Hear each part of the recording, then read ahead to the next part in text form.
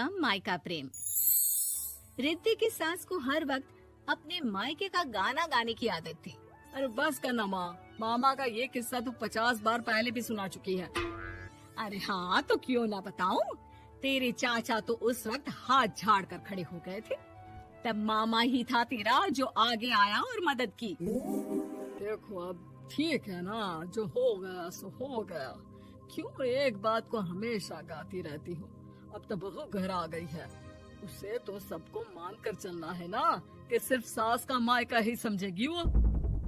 तभी वहाँ रिद्धि आ जाती है। माँ, आज मैं घर जा सकती हूँ?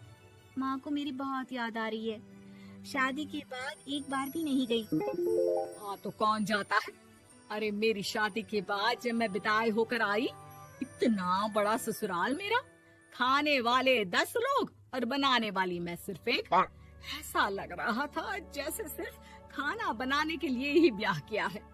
वो तो मेरा भाई था, गांव से एक काम करने वाली चाची को भेज दिया जो मेरा हाथ पटाती थी, और उसको पैसा, खाना, कपड़ा, रहने के लिए कमरा, वो सब किससे दिया था? तुम्हारे भाई ने। ये मामला रोज का था।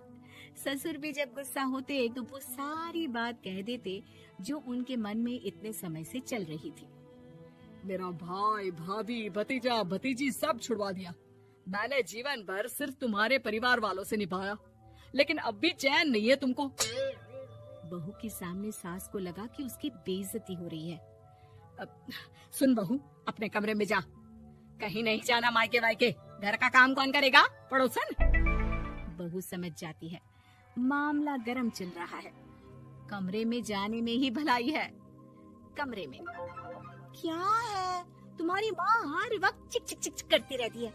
कल ताई मिली थी तुम्हारी मुझे, लेकिन मजाल है सासू माँ की उन्होंने एक बुराई की हो, लेकिन सासू माँ हाँ, जब देखो तब ससुराल के लोगों की बुराई करती रहती है।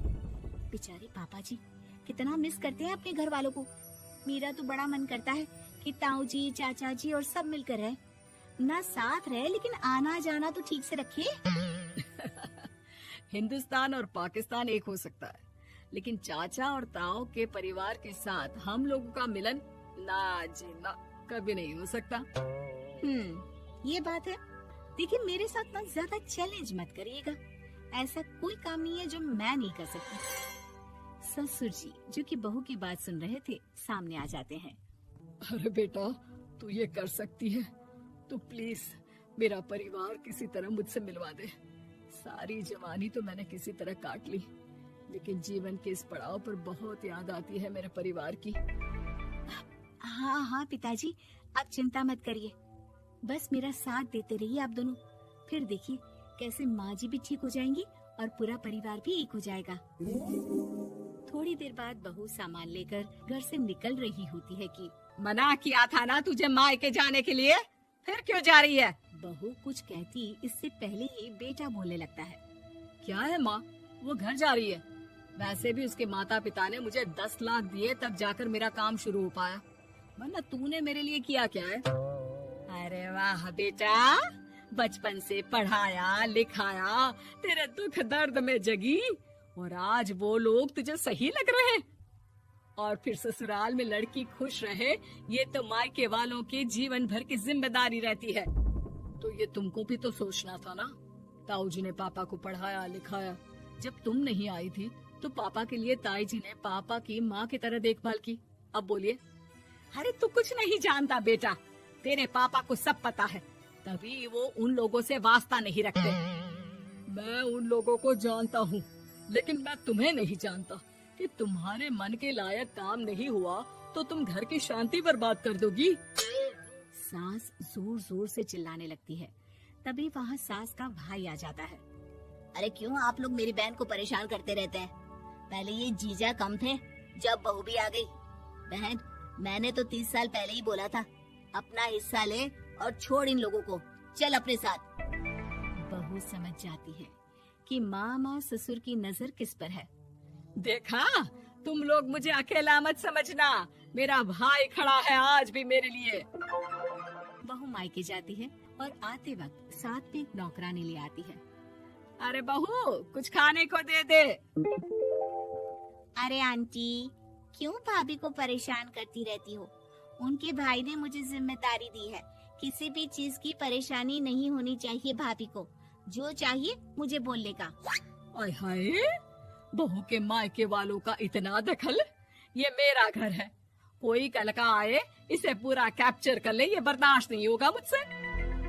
क्या हो गया सासू माँ? क्यों सुबह सुबह चिल्ला रही हैं? चमेली, ओ चमेली, क्या कहा था मेरे भाई ने तुझे?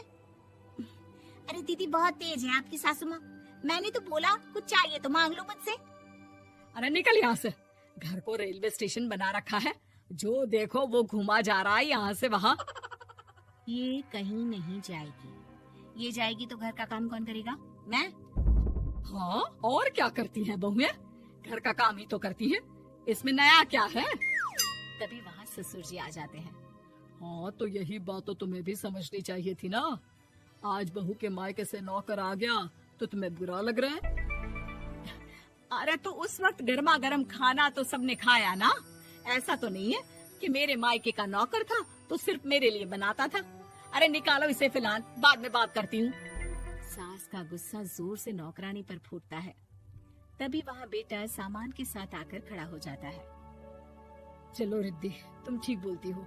मेरी माँ को तो हम लोगों की कोई फिक्र है ही नहीं, ये तो सारा दिन सिर्फ अपने बारे में सोचती है। और देखिए, मैं अब से कह रही हूँ कि अब से इस घर की तरफ आपको देखना भी नहीं है। नहीं आना आज के बाद इन लोगों से मिलने। हाँ हाँ, बस कभी कभी दिन में 2 बार मिलने आ जाओ। नहीं, बिल्कुल नहीं। ससुर झूठा नाटक करते हुए। मेरी बीवी ने मुझे मेरे ही परिवार से दूर कर दिया, आज बहू मेरा इकलौता बेटा दूर कर रही है। हाय, कैसे जीऊंगा मैं? वाह, वो भाई जो आपको बेटे की तरह मानता था, उन्हें छोड़ने में तो दुख नहीं हुआ। आज खुद का बेटा छोड़कर जा रहा है तो कैसे जीऊंगा? बढ़िया है। अब सास समझ चुकी थी कि उससे गलती क्या हुई है।